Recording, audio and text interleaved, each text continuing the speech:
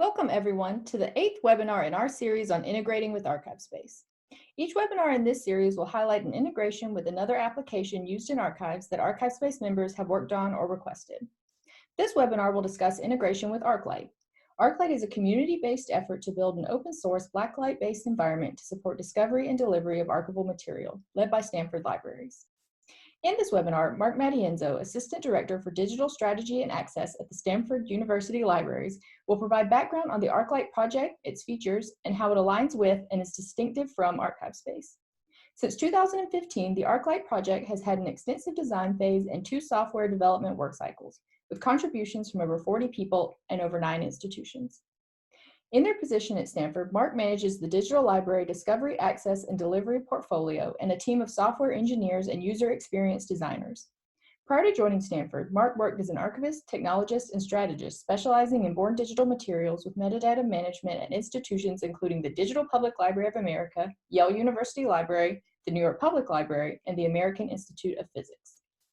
After, Gregory Wiedemann, University Archivist in the Department of Special Collections and Archives at the University at Albany, SUNY, will discuss UAlbany's integration of ArchivesSpace and ArcLight. UAlbany implemented ArcLight in March 2019 to provide access to archival description. This instance relies on integrations with ArchivesSpace for creating and managing description and hierarchs for providing access to digital objects.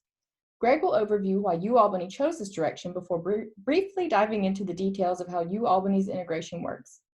Finally, he will discuss what is working well with these systems and what still needs improvement. In his position at UAlbany, Greg helps ensure long-term access to the school's public records. He oversees collecting, processing, and reference for the university archives and supports the implementation and development of the department's archival systems. We will hold all questions until the Q&A session at the end, though you may type a question into the Q&A panel at any time. We do ask that you type your question into the Q&A option at the bottom of your screen and not the chat box. With that, I'll welcome Mark and Greg. And Mark, if you'll start us off. Thank you. As Jessica said, I'm Mark Matienzo from Stanford Universities, and I'll be talking about ArcLight, which is a software project that we developed. So in this presentation, I'll be talking about 4 core areas. One is the project background. I think this is actually where I'm going to spend most of my time this morning. So to talk about, what were the motivations for this project and how we've approached it, including some of the content, some of our own institutional context, how we've engaged with the community on this work, and things like that. I'll talk a little bit about the features. I'm not going to do a live demo today, but I do have some pre-recorded clips that show some of what I think the really cool features of ArcLight are. I'll be talking sort of a little bit about integrations and how we've thought about those, and then overall why I think ArcLight is compelling. So ArcLight started about 5 years ago in late 2014 as a project by Stanford Libraries to address needs related to the discovery and delivery of information in archives. At Stanford Libraries, like a lot of other academic institutions, we have one larger special collections unit, but there are a number of other units within the library and across campus that also have special collections. And I think one of the things that we saw is that at the time, discovery and delivery of these materials were really fragmented for us. We had information within our online catalog. We use and continue to use the Online Archive of California for presentation of finding aids. And then we had digitized material and board digital material that was held in our digital repository. And while in many ways SearchWorks, which is our online discovery platform, ties these together, I think we saw some real challenges in terms of how to improve discovery and delivery. Key to those goals for us were really supporting the discovery and provisioning of access to both physical and digital collections. So we have collections of all sizes and all media, And we have a really, really strong digitization program. And as I'll be talking about in a bit, I think one of the things that was really troubling for us was seeing how delivery, particularly delivery of digital objects, can be really siloed. So that was something that we really wanted to address. Also, one of our core motivations was to better integrate systems that support archival discovery and delivery. So over the last several years, I think there have been a lot of really important projects, such as the Bentley Historical Libraries integration work of ArchivesSpace, Archivematica, and DSpace. There's a lot of analysis work that's gone into both OSS ArcFlow and BitCurator in terms of how they integrate with systems. But at the time, I would say a lot of this was pretty early in how the profession was thinking systematically about integration. Finally, a lot of the work that we did was really focused on my department doing a lot of open source software development in a community setting. So for us, we really wanted to develop a participatory process for people to engage with the ArcLight project. So the design and development process that we've used for ArcLight followed a similar process at first that our user experience designers developed and formalized over the last several years. Their past experience has shown them that digital library projects often have a wider range of stakeholders than are usually assumed by many resources in user experience design. For ArcLight, we found that stakeholders included researchers of a number of different backgrounds, including casual researchers, students and faculty, as well as archivists with varying responsibilities, including managers of discovery systems, processing archivists, public services archivists, and so forth, bibliographers and curators, and a whole lot more. We knew that there was going to be significant interest in ArcLight as a potential solution for archival discovery both because of discussions that we had and our experience with past projects such as Spotlight, which is a framework to build exhibit applications that we developed. We also knew that the designs that we were going to be developing were not going to satisfy all needs, and that there is an opportunity to engage the community early on.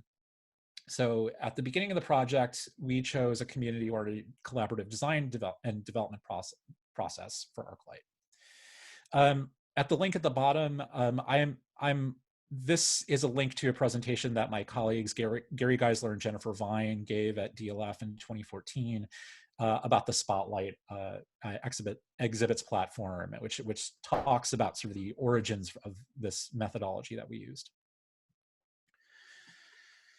So this is just sort of an overall diagram of the process and timeline for the ArcLight project. We started with a discovery phase, which is where we learned about the problem space that we were trying to focus on. This also included understanding the needs of intended users. The primary objective of this discovery phase is to collect information that will enable us to clearly define the high-level goals for ArcLight and the general scenarios that it's intended to serve. We wanted to better understand who was interested, what institutional objectives they hoped that ArcLight could meet, the characteristics of content and collections intended for ArcLight, and the ways in which the application might be similar and different from other solutions. So this included things like an environmental scan to look at existing platforms, having conversations with stakeholders about their goals, having both interviews with archivists and end users, and doing analysis on those interviews. From there, we completed the discovery phase and moved into the information architecture phase. This is where we create a specific kind of artifacts that help drive the development of the application. We take data from the user interviews and other sources of data that we gather during discovery and identify a core set of user needs and requirements. This allows us to develop personas, which sort of represent a composite understanding of the types of users that we expect ArcLight to engage with, and then a preliminary prioritization of those requirements. From there, we develop things like conceptual models, which describe how the application works, sitemaps and wireframes that present sort of a mock-up of these designs. And from there, we're ready to move into development. So initially, we started with phase 1 development to develop something called a minimum viable product, which is a functional version of the application that demonstrates its most important functionality. It's not fully featured, but it allowed us to make a usable proof of concept that served as a starting point for future work. During this period, we also refined additional designs and mock-ups for the project. Most recently, we took a second stage of development where we gathered a group of interested institutions, sought their feedback and feedback from the broader community on the requirements, did a technical analysis to figure out what we need to do to support those features, and implemented those additional features into the product. As you can see at the bottom, we've had a lot of engagement from many institutions. Over time, I think you're going to start to see that we've had many participants in this process. So the goal with our community process here was intended to involve more institutions earlier in the process by inviting anyone interested in ArcLight to participate to whatever degree they wanted to or could in the design and development process. This also allowed us to encourage external parties to engage with us and hopefully get them interested and satisfied enough with the outcomes of the design process to participate in future work, like the development of a minimum viable product, and to get their input on additional features. While in previous projects, we'd started to take some initial steps towards a more community-oriented approach, ArcLight was really the first project in which we'd done this in depth from the beginning. And so, unsurprisingly, I think you might realize that this process really requires a lot of outreach and takes a lot of time and requires a lot of communication. For us, this meant lots of conference calls to share designs and get feedback. Over time, we also wanted to develop a community of contributors who'd be willing to participate in software development as well. We've been trying to be mindful about how people can participate in ArcLight without being a developer, which has been a really essential part of our process. So here is just a subset. I also recognize that University of Albany is not on this list, so apologies, Greg, but University of Albany is included on this list, and Greg is listed as one of our individual contributors in the picture on screen. So we've had, I think now 10 contributors, and which represent sizable contributions from those institutions, as well as a total of 50 contributors overall individually. Part of what this is intended to represent is not all contributions are just code. It can include things like documentation, reporting bugs, software testing, doing analysis, writing the business case, and support from administration. So I think it's really important to know that we really view all of these contributions as central to what we do. In terms of our core features, this is just a high overview of what we do. So this includes viewing archival descriptions both as trees as individual components. So doing a lot of work to think about what sort of presentation made the most sense for archival description and how to leverage what people expect, both in terms of its traditional structure, but also recognize where we have flexibility there. It supports multiple repositories or departments. So for example, as I mentioned before, we have a case at Stanford where we are expecting our ArcLight implementation to support a number of different repositories on campus. Part of the reality of that for us is that we are actually running more than one instance of ArchivesSpace on campus. And because of that, we actually need to have a completely separate discovery system to figure out how to co-locate that data into one. Now, I'm not going to get into the reasons why we're running multiple instances of ArchivesSpace, but it does reflect a reality of a lot of institutions where there are going to be multiple systems. So I think for us, we've really situated this as a core goal where that ArcLight for us becomes this aggregation layer.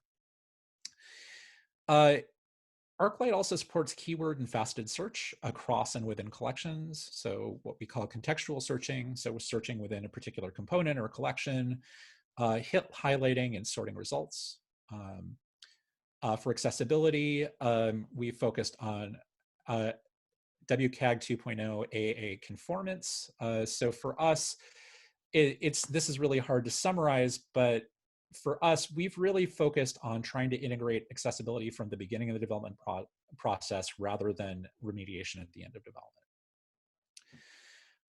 We allow and support customizable indexing of EAD, which is expandable to other data sources. We know there's a lot of interest in support for EAD3 and potentially indexing data directly from the ArchivesSpace API. We support integration with request management systems, and this is configurable. So a lot of their most recent work has been to support integration with Aeon, and I'll be talking about that in a little bit. And as well as the incorporating presentation of digital objects. So based on our own work at Stanford, we've done a lot of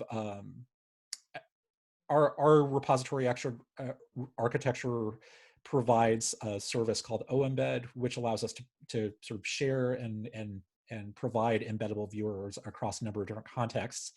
But we also wanted to make sure that this was adaptable for other institutions. So we've made sure this feature is really configurable and extensible. We've provided an example about how to integrate a PDF viewer. And there are other institutions like Greg will be talking about, I'm sure, that have integrated digital object presentation into ArcLight in a number of different ways. So this is just an overview of the repositories and collections feature. So what you can see here is just browsing the list of repositories. So this is drawn from the demo site. And I click through and I can see a summary list of collections that are associated with that repository. From there, here's an example of a search. So I'm doing a keyword search for the word bread. And I don't want any of those autocomplete suggestions. So I'm going to scroll through this list and see those options. You can see the hit highlighting for each result. And looking at the collections that are associated with, I'm going to filter by collection. And then I'm going to click through so I can see the finding aid for this collection. So you can see this overview tab, which provides lots of what we think of in terms of front matter for the collection. With this navigation on the side. And then this access tab, which provides information about how you might get access, citation information restrictions. And then the contents tab, which is what we sort of typically think of in terms of the hierarchical presentation of archival description.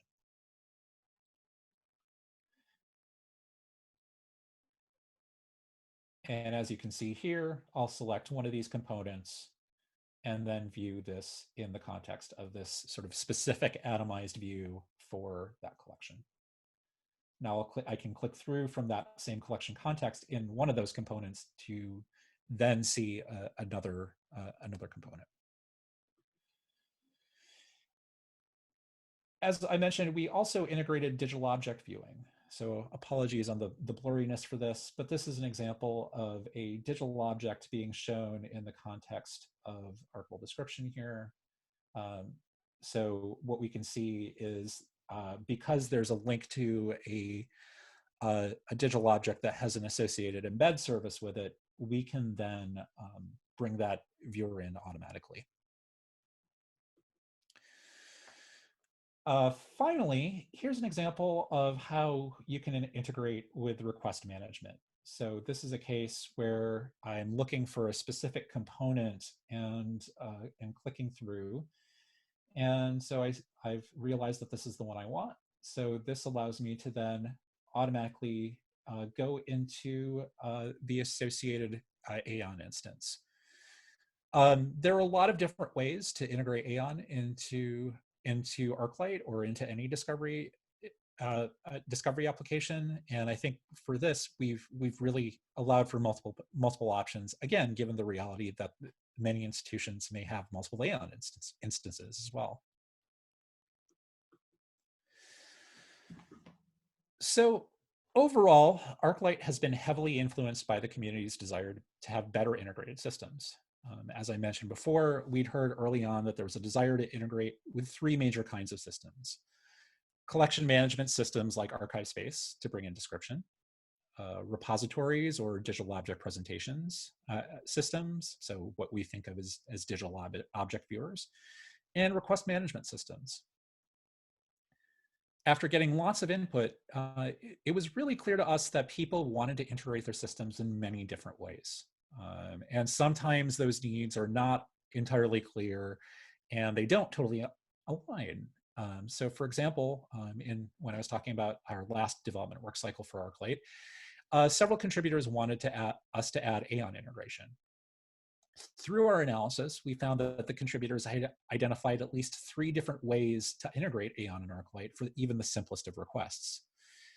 So similarly, even integrating description to be automatically indexed from ArchivesSpace is challenging when you account for the differences in workflows and institutional preferences around how description should be previewed before it's published. The challenge has been that creating a generalizable set of integrations is really hard. Throughout the process, it's become clear to us, and particularly to me, that siloed systems are one of the biggest challenges facing archivists right now. And there's a lot of desire to improve how we can integrate digital objects into discovery systems and how to integrate request management systems into those discovery systems. So overall, we've taken an approach which really allows for what we call loose coupling between ArcLight and other systems. This allows us to have the most flexibility in terms of how we manage the code base for ArcLight, but there's a trade-off. This trade-off is that it requires more work for an implementer to complete these integrations for their institutions. I believe Greg will be talking a little bit more about this in more detail, but I think Greg has a really good example about how Albany has approached their integrations. So just to wrap up, I think you might wonder why ArcLight's worth considering given the existence of the ArchivesSpace PUI. So I think each platform has its own respective strengths. But for me, and for what we need at ArcLight, the loose coupling is really a core requirement of ours. As I mentioned, we also design ArcLight to support cases where you'd be having repositories using multiple systems or even multiple instances of the same system. So this includes campuses, university systems, and consortia.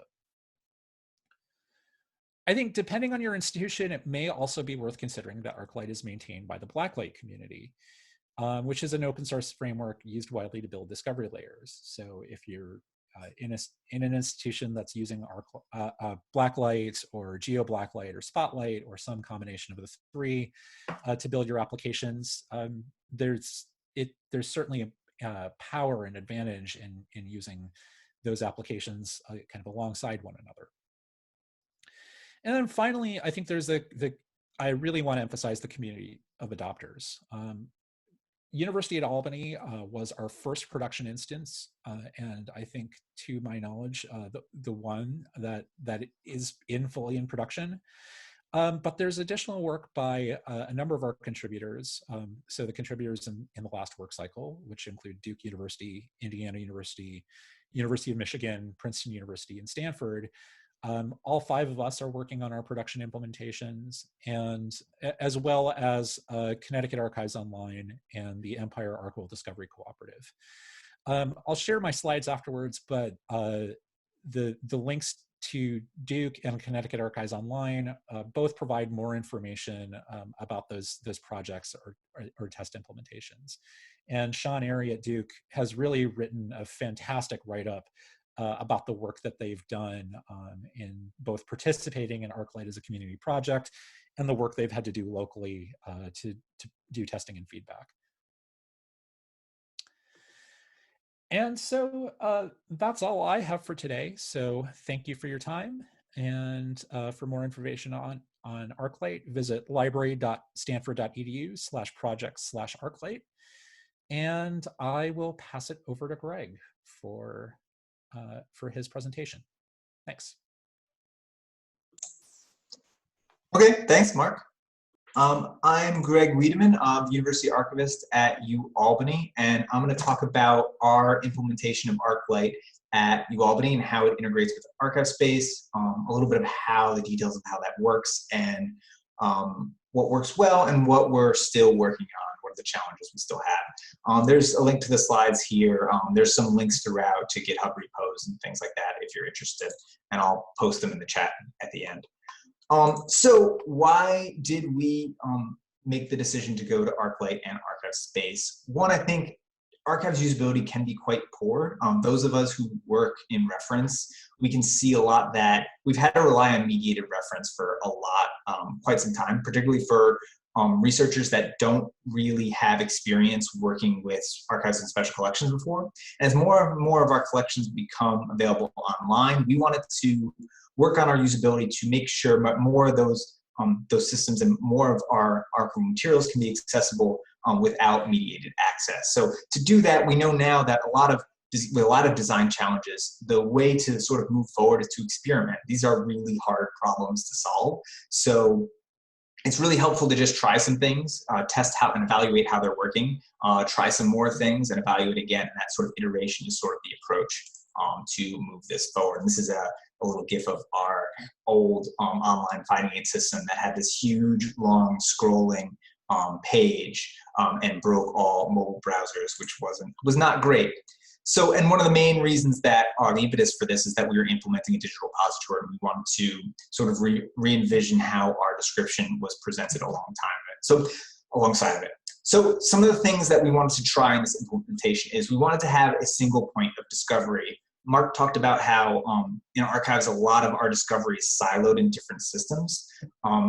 We don't think the users necessarily care what systems things are in. So we wanted to make that sort of transparent. So even though a lot of our content's in different systems, we wanted a single user experience from a single point of discovery.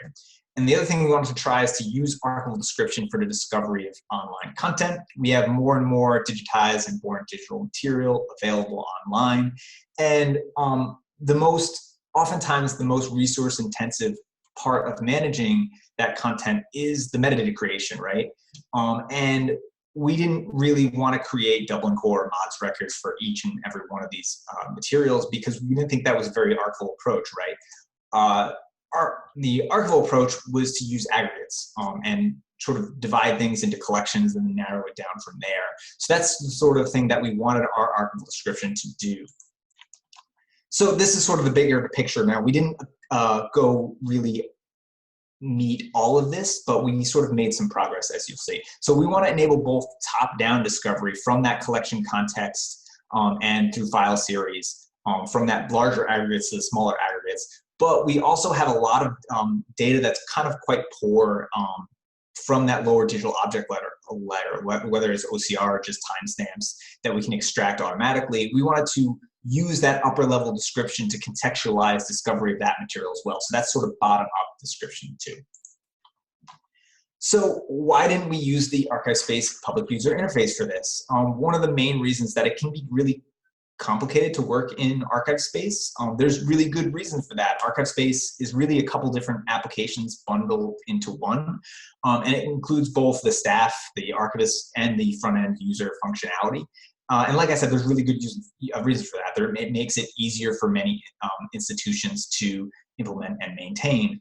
But one of the downsides is that if you do make customizations on one side, it can often affect functionality in the other end. So it's just another barrier to that experimentation, to trying things.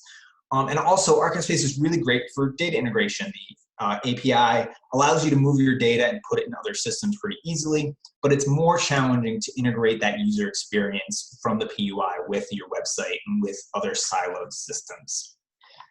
So, and we were following some of the integrations principles we talk about at UAlbany, and one of the things we try to do is implement separation of concerns. So that sort of back end and front end are sort of different concerns. So we want all of our tools to do really one thing, and that really makes our architecture really modular. So instead of swapping out everything at once, we're only swapping out each section independently.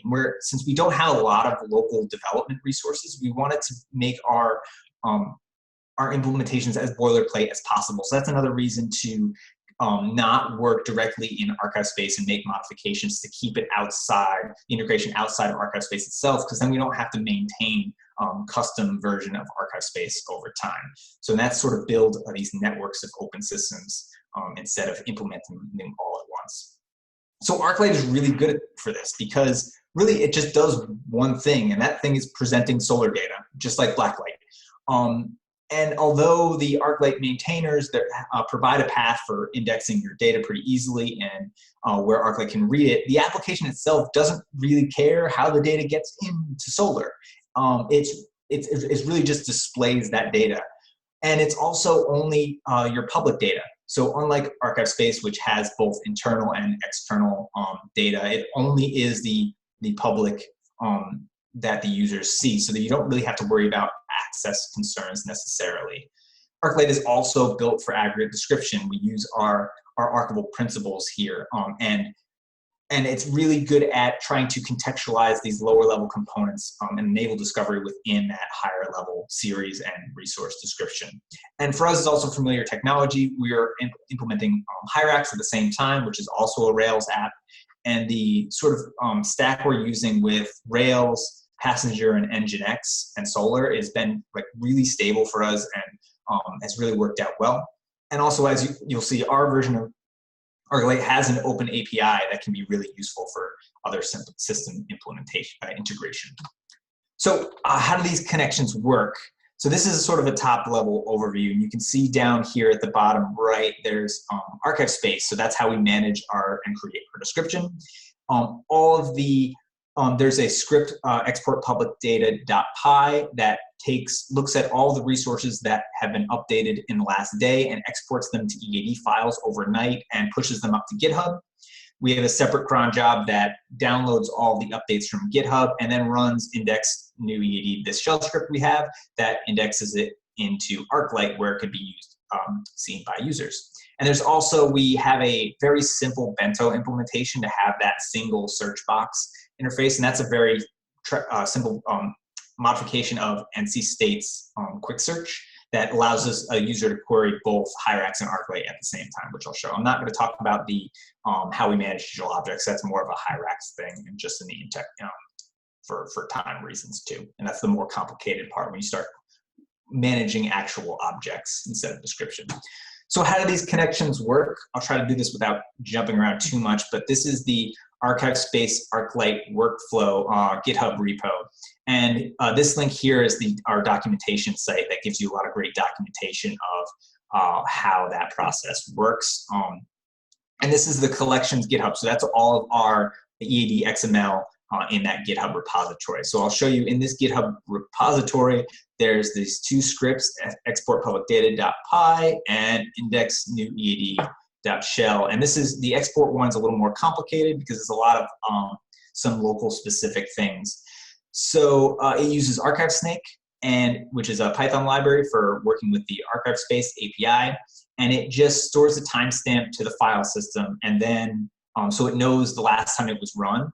And then when it's run every night, it goes and asks the ArchivesSpace API for all the resources that have been updated since that time and exports EAD XML files and then pushes them up to GitHub.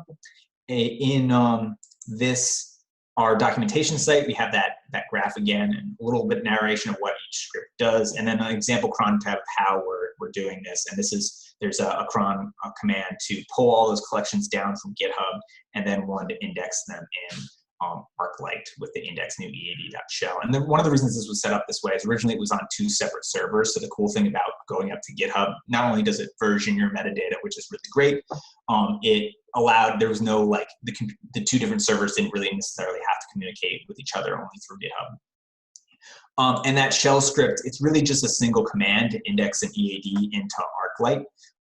It's a little bit different in the newer version, but we just use a find command to get all of the XML files that have been updated in the last day and then index them into ArcLight. So what does this look like? So we have our resources that are just managed in ArchivesSpace.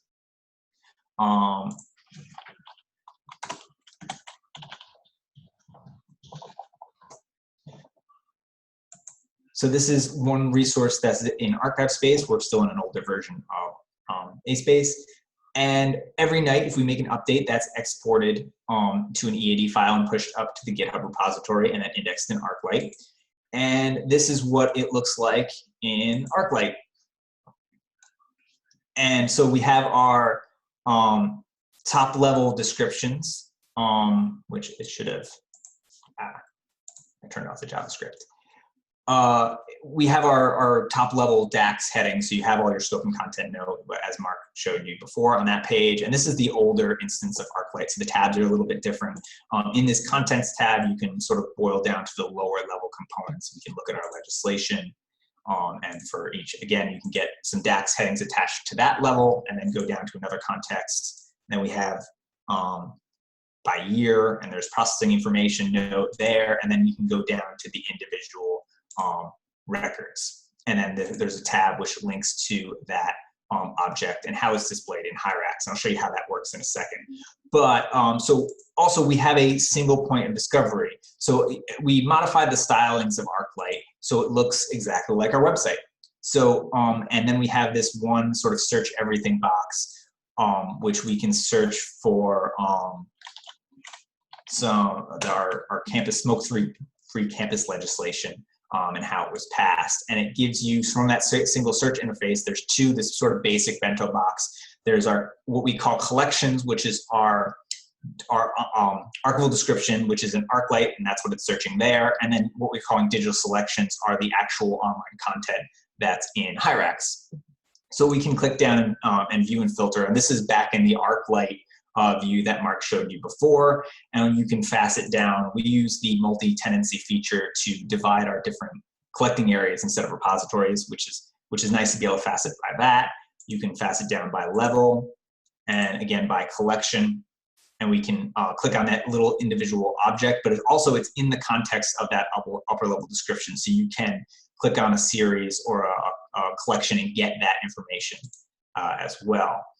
And then once you click on this object, any of the information about it will be displayed there. And then from the online content tab, you can actually go and view that online content. That's how it's in Hyrax, and it's still styled the same. You still have that hierarchy here where you can get that upper level description, which is really nice. So how this works is that what's really cool about both Hyrax and ArcLight, since they're both based in Blacklight, they are open APIs. At least this version of ArcLight, you can just add a format.json tab, and from that same URL or URI, you can get a machine-readable structured JSON of all that data, completely without any authentication, unlike the ArchivesSpace API, which is really cool. So that means, and I'll show you how that works. If I turn off JavaScript on this page, you can see in Hyrax, there's actually not a lot of information we have at the digital object level.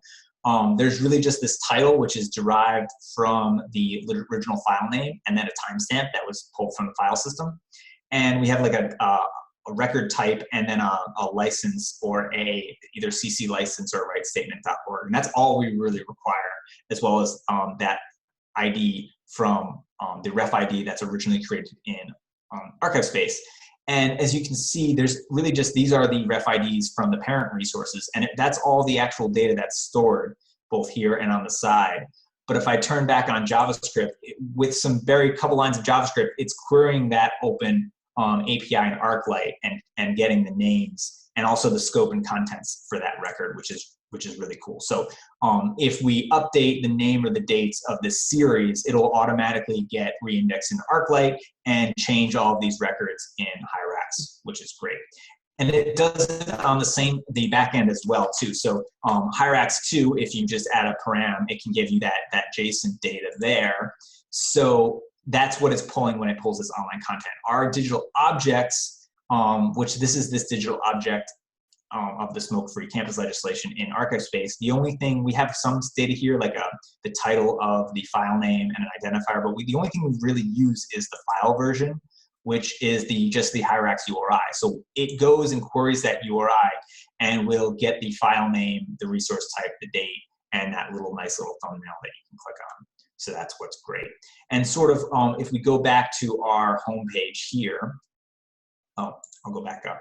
And I wanted to give you an example because that was a bad one because it didn't have any OCR in it. But if we pull up this other object, so we went up a level and then we're going back down to an individual object. So this is another, so we can take some of the OCR from this page and we can just go back to our main page and search that in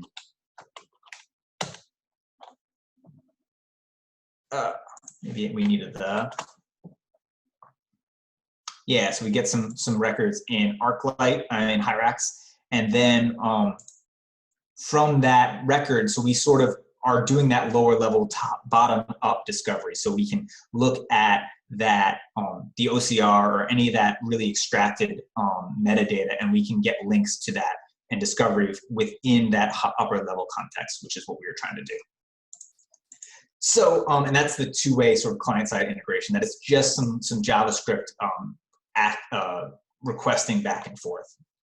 So I'm not going to go over the digital object upload, but if you're curious, there's some good documentation here. It's also useful for when we do digitization on demand, when we scan some objects that already are described in and have records in ArcLight. Since the data is just in ArcLight, it can be really easily requested and uploaded into Hyrax. So that's how that works.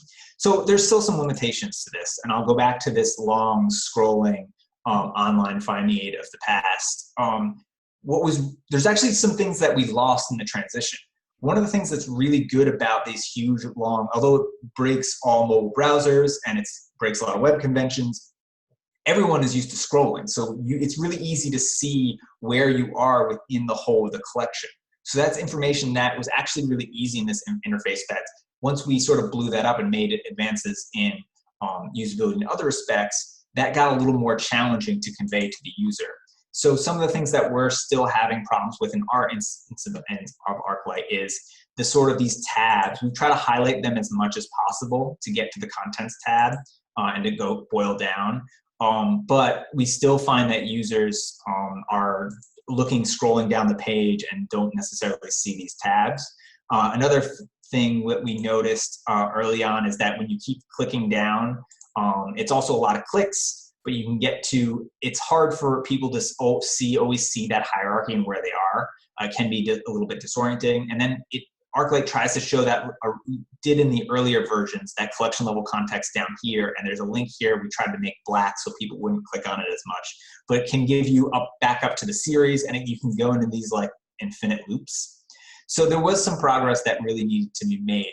And the ArcLight maintainers did recently on our phase 2 work cycle that improved, and the version that Mark showed you was the sort of new version that makes, and that's sort of that iterative approach that we try some things, we realize that some things don't work and need to be improved upon, and we keep fixing them. And so we originally did some updates and usability analysis from UAlbany. My colleague Lauren Polzer, our user experience librarian, wrote that up, and we contributed that back to the maintainers, and they used that partially within their phase 2 work cycle, and then also Bentley gave some recent feedback on that phase 2 work cycle at more things that we can do to keep improving it. So, and I don't think all of these advances should happen outside of ArchivesSpace necessarily. I think if we, in our experimentation, find new approaches to displaying archival description that work really well, there's no reason, if it's appropriate, to try to incorporate them back into the ArchivesSpace PUI. So that's where I see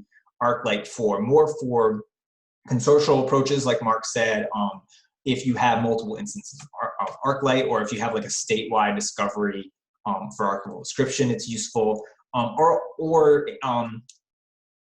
repositories that are really trying to experiment in new ways of presenting description. And then later, I think the ArchivesSpace PUI will catch up and incorporate the positive changes of that over time. So here's some links. This is our website, that single point of discovery, our links to our ArcLight and Hyrax instance, and that documentation site. So that's how we integrated ArchivesSpace and ArcLight.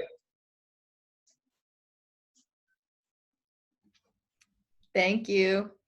Thank you, Greg, and thank you, Mark. That was really great. We'll go ahead and open up the floor to questions and comments. Again, we do ask that you type your question into the Q&A panel instead of the chat box, though I'll read any questions that come in either way.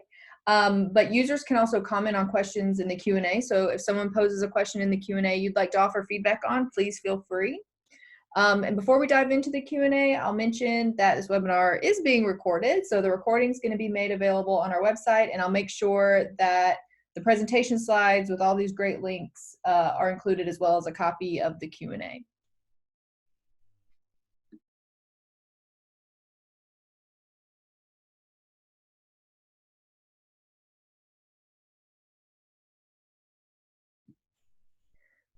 All right, so we have a question for Greg. Do you manage any writes/CC0 data in your archive space or only in Hyrax? And does the designation appear in the ArcLight view of archival objects or only via the embedded Hyrax view? So right now, what you saw before is in Hyrax. So that's actually data for at the individual object level when things are uploaded. We have we try to make we have guidance for students and archivists who are uploading materials. And then we have in the we use, because Hyrax has a submission and a review process, we use that review process to do that. We are working on incorporating write statements and CC data in our ArchivesSpace instance too. We only have it up for a couple collections. I can actually share one. So I think it is, I just know the identifier. So this is a good example that we have one. So this is actually a conditions governing use statement. So it's just the CC or the write statements URI in that note in ArchivesSpace, and that's how we display this. This is not in ArcLight out of the box. We sort of made that sort of customization.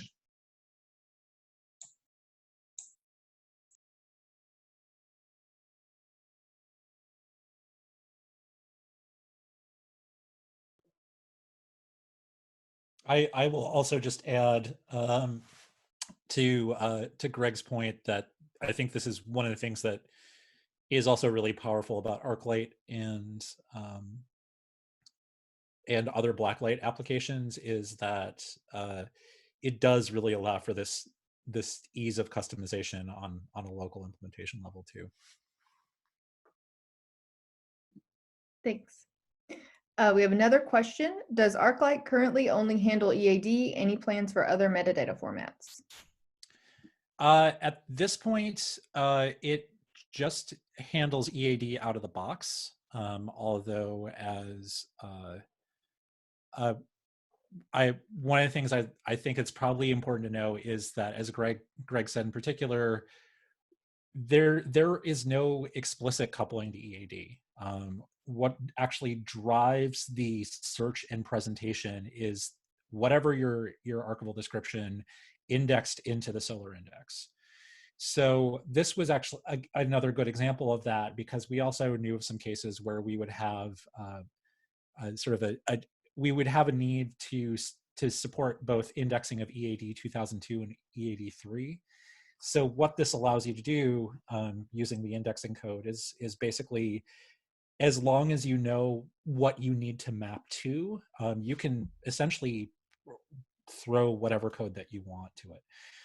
We've also gotten a lot of input in sort of questions around, well, can we change the requirements for ArcLight's indexing? We actually got a question about if we could remove the title requirement for components. And again, this is something that's configurable. So I think we take a sort of a bit of a prescriptive approach up front, but which may be a little bit more demanding. But if you need to change that behavior in your local implementation, that's something that you can do yourself. So at this point, it just supports EAD, but I think we have had it in mind that we'd support indexing for things like, in our case at Stanford, mods descriptions of digital objects, or in some cases, MARC XML data, which may talk about small accessions or individual items that are held by special collections.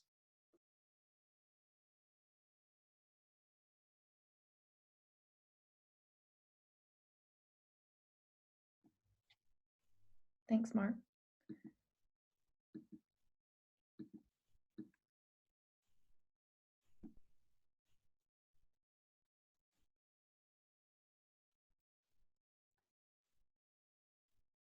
We don't currently have any other questions in the chat, so we'll wait another minute or so to see if any others pop up. In the meantime, I will go ahead and put in a plug that our next webinar in this series on integrations with ArchivesSpace will be integrating ArchivesSpace with Islandora and Drupal at University of Nevada, Las Vegas. That will be on July 5th at 2 p.m. Eastern. So be sure to mark your calendars for that.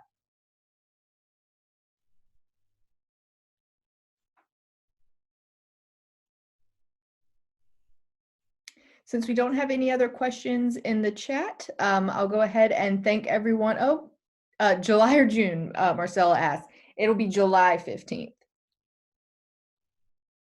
And then we did get another question. Nancy asked, does ArcLight provide downloadable PDFs, record views for offline access?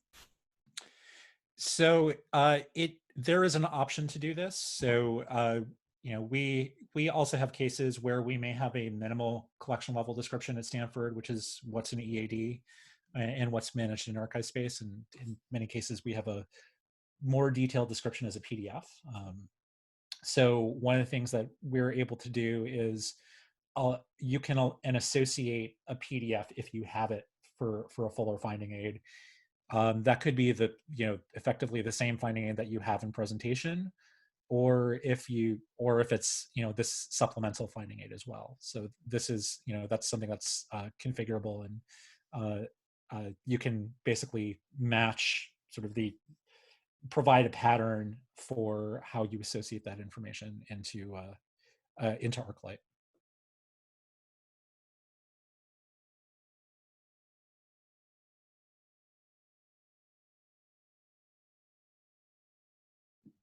Thanks, Mark. Another question. Does that mean you do not have an on-the-fly printable version of the ArcLight finding aid?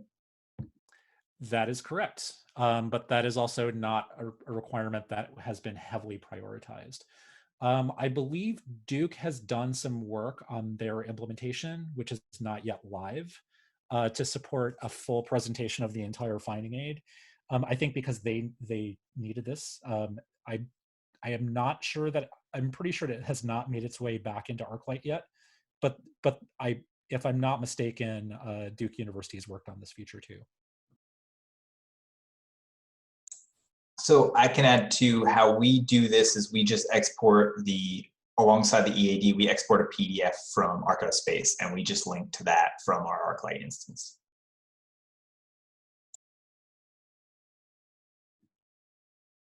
Thanks both. And in the answered question section, Noah Huffman from Duke commented, we have a user story for adding PDF downloads to our ArcLight implementation, hoping to develop this or work with others to develop.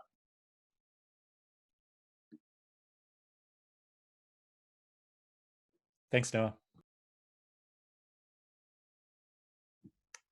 Andrew Morrison asks, is anyone thinking about integrating an RDF triple store for linked data access to data?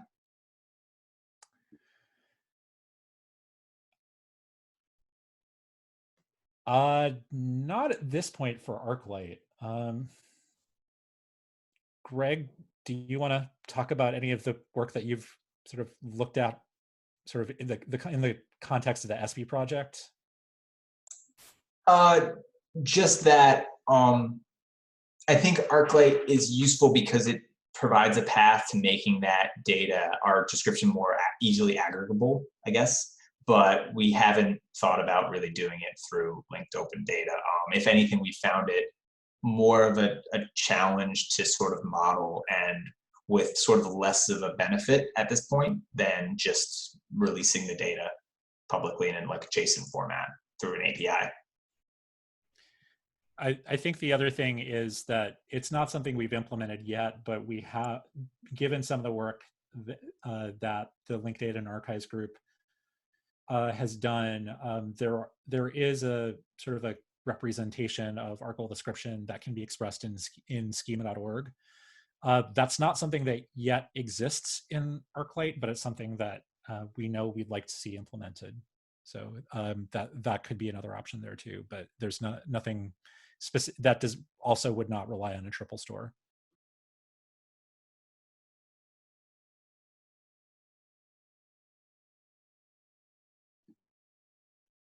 Thanks. Another question. How is ArcLight handling extremely long series lists, many siblings? Do you have examples of very large sets? I do. So I believe we have some examples of that in the demo application. So if you go to the ArcLight website, the demo version of ArcLight is linked from there. There have been a couple of different strategies to address this. I don't remember the specific details, but a lot of what we're running into is sort of the performance of loading time. I think in our last work cycle, we did a bunch of work to mitigate that performance, to sort of have it sort of incrementally load batches rather than just making one large request. But you know, again, I think there are cases where there's a couple of different approaches to navigation. In our case, there's, you know, clearly this very long sort of list-based presentation. I know that, again, in the work that Duke has done, they've added this sort of navigator view off to the side, which you can read about in that blog post that I linked from my presentation as well.